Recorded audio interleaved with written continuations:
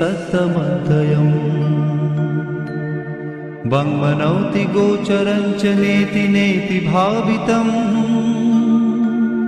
तं नमामि देवदेव रामकृष्णमीश्वरम्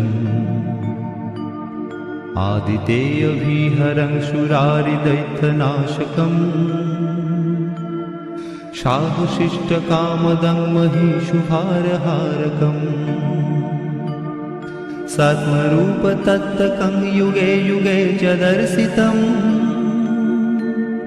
तं नमामि देवदेव रामकृष्णमीश्वरम् सर्वभूतसर्गकर्मसूत्रबन्धकारणम् येन कर्म पापपुण्यतारतम्य साधनम् बुद्धिभाष साक्षिरूप सर्वकर्म भाषणम्